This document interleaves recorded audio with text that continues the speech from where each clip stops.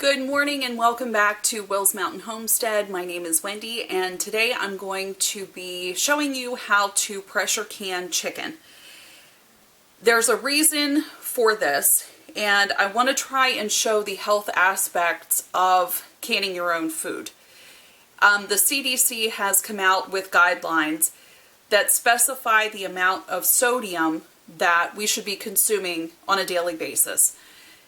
Whenever we look at our sodium intake, a lot of us consume quite more than that, and we're seeing that a lot more people are developing high blood pressure or hypertension. When I was working as a nurse, I know that 90% of my patients had high blood pressure. What that does, if you don't control it, it can lead to increased risks of heart disease and even a stroke. So you want to either control it with medication and diet, but what I'm focusing on right now is the diet aspect. So to show you what I mean, this is a can of chicken that we bought from Sam's Club. Bought it in bulk. And this can of chicken right here, the whole can, has 1,480 milligrams of sodium in it. Now if our daily requirement is 2,300, we're more than halfway there. This can of chicken right here, I pressure canned at home just a few months ago. This is 1 pound of chicken, and in this whole pound of chicken, you're looking at around 340 to 350 milligrams of sodium. Quite a difference between the two. So what I'm going to do today is show you the steps to what we call the raw pack method.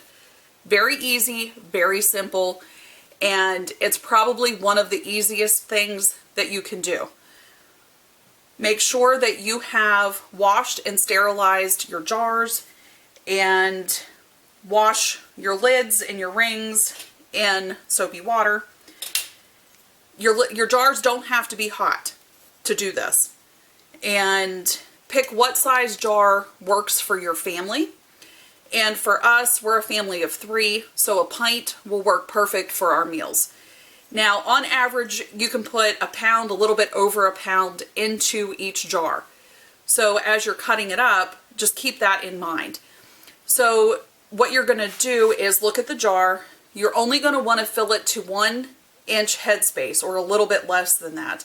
So you're looking at about this rim right here, a little bit below where this line is to where you want to stop. That's it. We're not going to add salt. We're not going to add water. That's it. You just cut your chicken up and put it in the jar. What will happen is, as you pressure can it, the juices from in the meat will actually draw out and you will have liquid into your jar. So if I show you this one that's already done, you can see the liquid floating around in there. I added no water to this whenever I canned this. All that came from the chicken. The canner I'm going to be using today is called an All-American canner. And there are 2 different types that you can use. This one has a dial gauge on it. And in future videos, I will use the one that has the weighted gauge, but this one is a dial gauge. So what you're going to do is you're going to put a ring on the bottom of the pot. Sit this down in the bottom of the pot, and your jars will sit on top of it like that. Once you do that, you need to fill your canner with water according to what the instructions are. I know mine holds a little over 2 quarts, and I have a line on the inside of mine that shows me where to put my water at. And once we get that done, you'll put the lid on, tighten it down, and then you will let the pressure build up inside of the canner. Don't be afraid of it. I promise you, you're not going to blow up your kitchen. I had the same fear when I first started, and that's actually why I started canning down in my basement, and I just haven't stopped. So, you're going to let the pressure build up, and once it builds up, it's going to start spitting out steam. Let that steam come out, and it will vent for 10 minutes. That is a very crucial part. Don't skip that step. So let the steam come out for 10 minutes. And then what you're going to do is you're just going to leave these in here. Now for us, it's going to cook for 75 minutes once it reaches 11 pounds of pressure.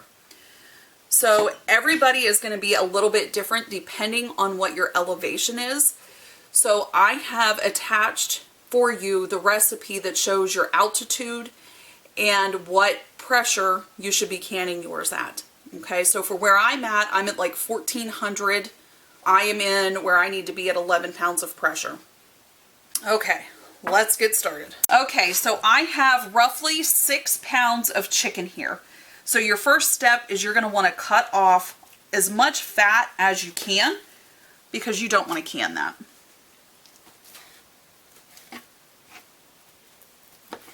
Okay, once you have taken all the fat off of your chicken, what you want to do is cut it into cubes. So what we're going to do this with each piece of chicken breast here. Okay, once you have cut up all of your chicken, what you want to do is start packing it into your clean jars. So all you do is just drop it down in, just like that. Drop it down in. And you want to make sure it's packed in tightly, but you don't want to like press it down with like a tamper or anything like that. Just see how, finally press it down in with your fingertips. And believe it or not, that's it. There, that jar's full. That's all we have to do. See how my chicken is sitting right below the rim? That's what you want. And we'll do one more jar. Now I've only cleaned 5 jars to show you how to do this, so if I have any leftover chicken, that's what's for supper.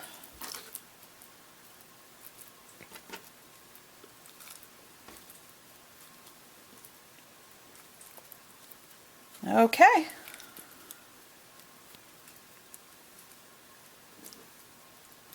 Okay, and that jar is full too. Okay, once you have filled your jars, the next step is to get a paper towel and make it wet. What you're going to do is you're going to take your paper towel and go around the rims of each one of these. You're going to remove any debris from the chicken off of these rims. Because if there's any debris on there, your lids will not make a good seal. So we do that to each one. And if you want to, you can use white vinegar to wipe these lids off as well. That works too. All right, next, put your lids on. Each one gets a lid that has been washed. And then put your rings on.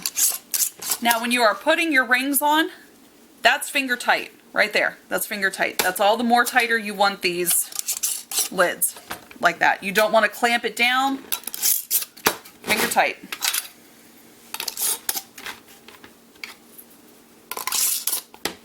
All right, and that's it. Once you have finished with all of your jars, just place them into your canner. Make sure that you have your ring on the bottom so that your jars are not touching the bottom of the canner itself. Now my canner, I do not need to have a full canner load to be able to process, so that's not an issue. Okay, once you have finished loading your canner, place your lid on. There is a notch on mine with an arrow as to where you line yours up at. So line that up and twist it shut. Then what you're going to do is crank your compartments here. Tighten everything down.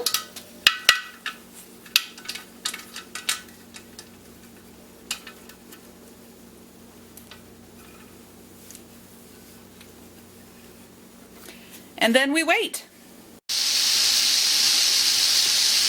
Okay, as you can see, we are starting to see the steam come out of the vent there. So we're just going to set our timer and wait for 10 minutes.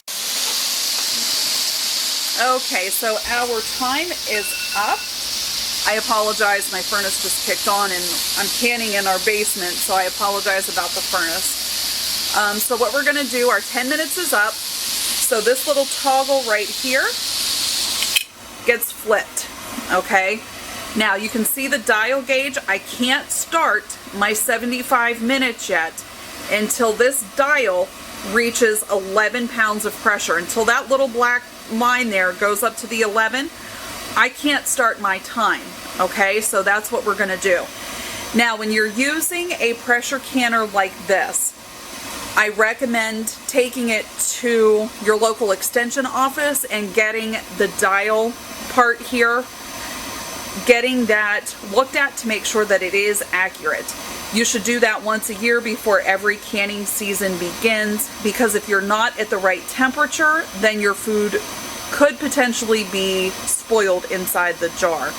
So please make certain that that is something that you do. Now, this canner is very old, and I do get it checked, and as of this past spring, it has still been accurate. So we are good to go for using this. Okay, so as you can see, my pressure gauge is almost, my dial here is almost at the 11 mark. So what I can do is I can go ahead now and I can set my timer for my 75 minutes to begin. Now, what you want to make sure when you're doing it this way with the dial gauge is that you don't let that pressure fall below 11. If it does, then you need to start your time over again. Okay, what you're going to want to do is keep an eye on this for the full 75 minutes that it's in there. If it fluctuates up a little bit above the 11, that's okay. You just don't want it to fall below that. So for my stove, I know the good spot for me is between low and medium. It's kind of in between that mark. So that's where I keep mine at. And then I just check it periodically. I sit here the whole time because you got to keep an eye on that. Below this video, I will have attached for you the recipe that I used. It is from the National Center of Home Preservation. So it is a government website, and in that you will find out what pressure you need to use for what altitude you are at. Okay, so our timer just went off for our 75 minutes of cook time. We're not going to touch anything up here. All we're going to do is turn our stove off. What we need to do is wait for this gauge to go down to 0 before we come back and do anything else. So we're just going to let this sit for about a half hour, maybe even 45 minutes, and then we'll come back and then we'll take out all of our contents. Okay, we have let our pressure gauge go down to 0. So what we can do is flip this switch up and let the rest of the steam come out. Don't do anything until the noise stops.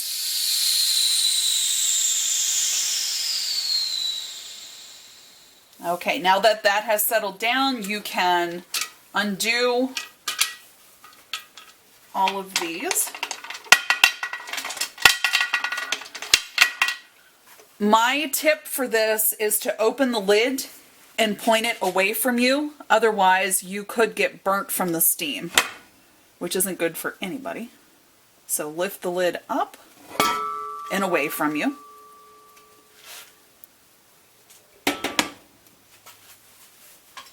And then what you're going to do is take each jar, lift it straight up, and put it on, I usually use dish towels.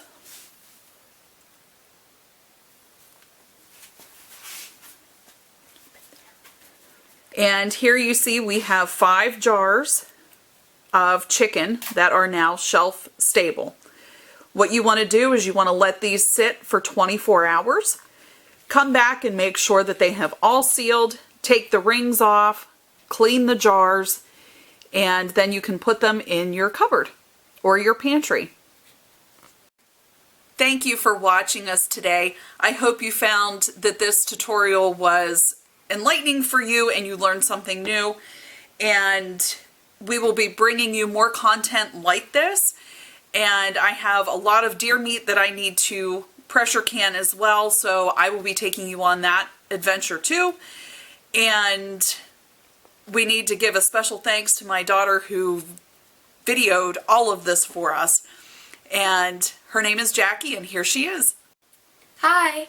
Thank you for watching Will's Mountain Homestead videos. I hope you enjoyed. Please hit the like and subscribe button, and we'll see you all in the next video.